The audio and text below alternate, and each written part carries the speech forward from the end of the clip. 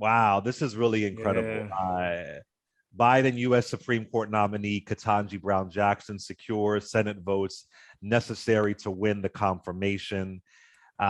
We all know the demonic hacks who did not support her. Senate Majority Leader said, quote, "This is a great moment for Judge Jackson, but it's an even greater moment of America as we rise to a more perfect union."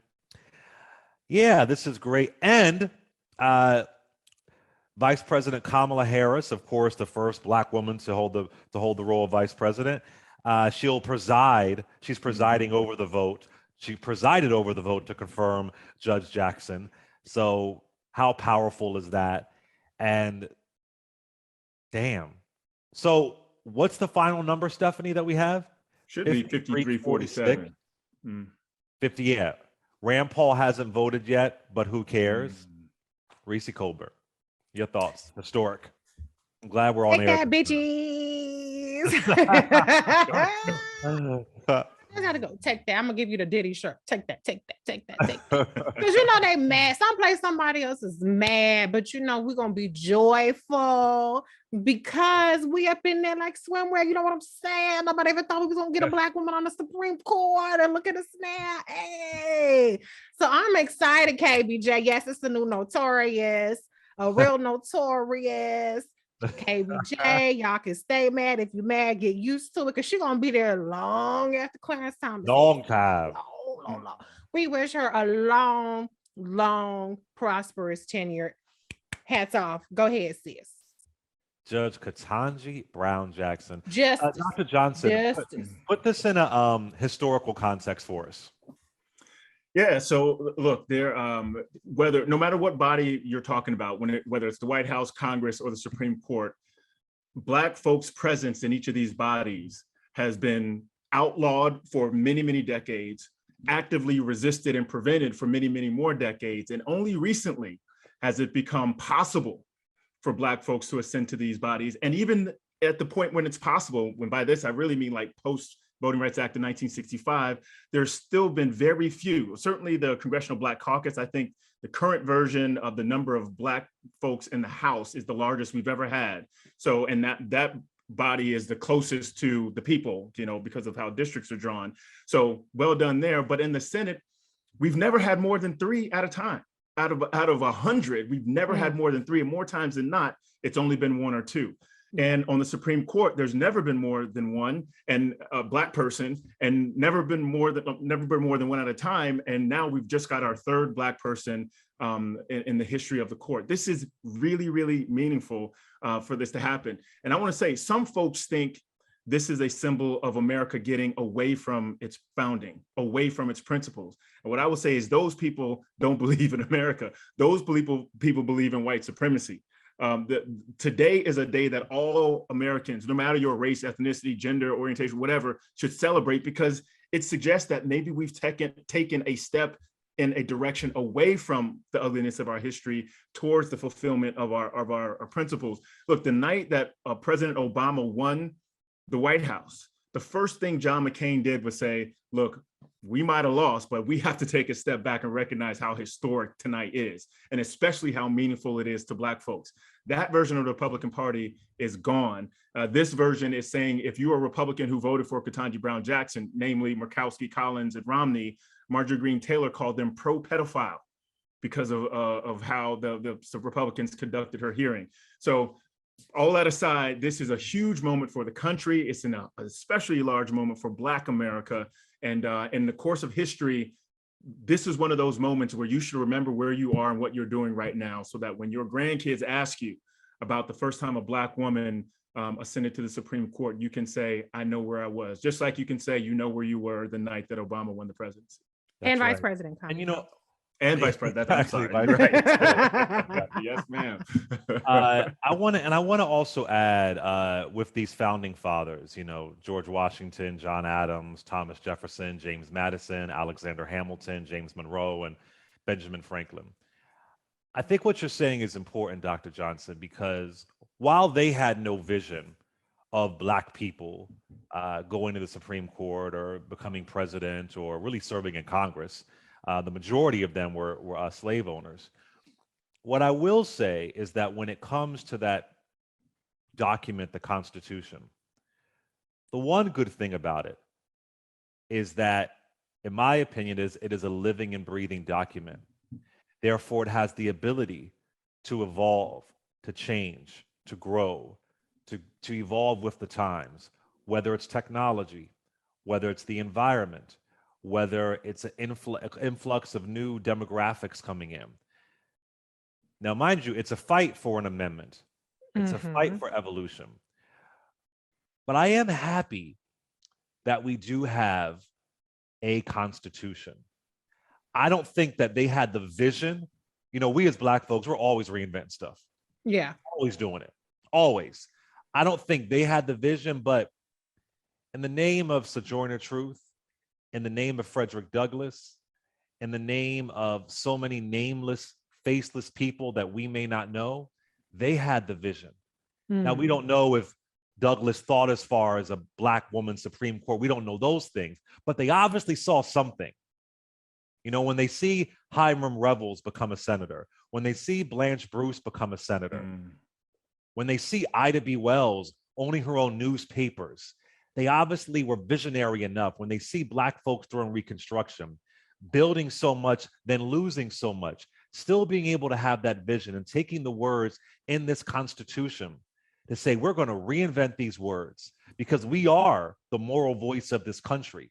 That's just a fact. It's not being over dramatic. We are the moral voice in this country. And how despicable that rich whites were taking advantage of poor whites and playing upon their poverty and playing upon how can I make you feel like you're better than somebody else because I want you to stay in being poor. That's the beauty of it. That's the beauty of that Constitution. And that, I think, is something to celebrate. And Judge Ketanji Brown Jackson knows that Constitution so well, knows it through and through so well, she will be able to serve on that court. As an American, yes, but as a Black woman. And we all know, Reese, you've said this before, there are certain things folks who ascend to that kind of power, they're just not going to say. Yeah. Vice President Kamala Harris is not going to say America's a racist country. It's just not going to happen. Yeah.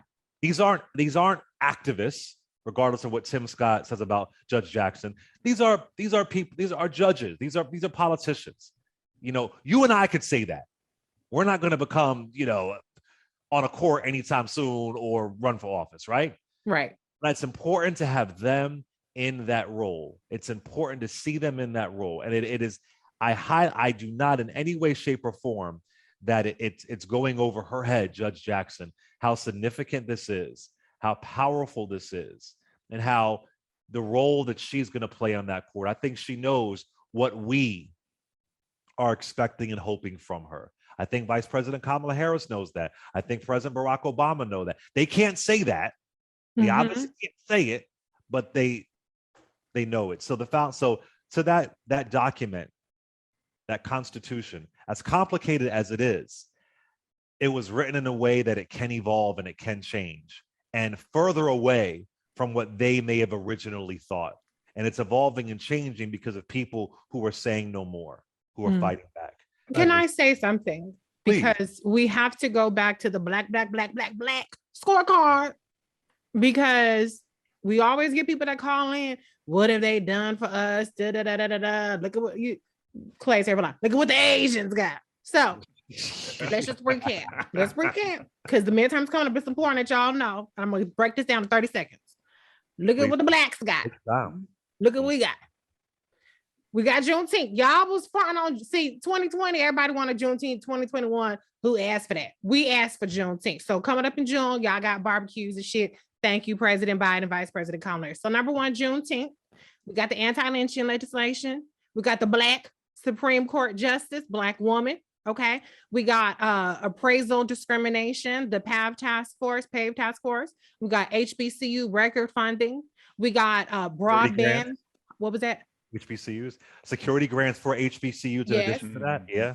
Checking on them bomb grants. Okay. We got environmental justice, where you're talking about lead removal.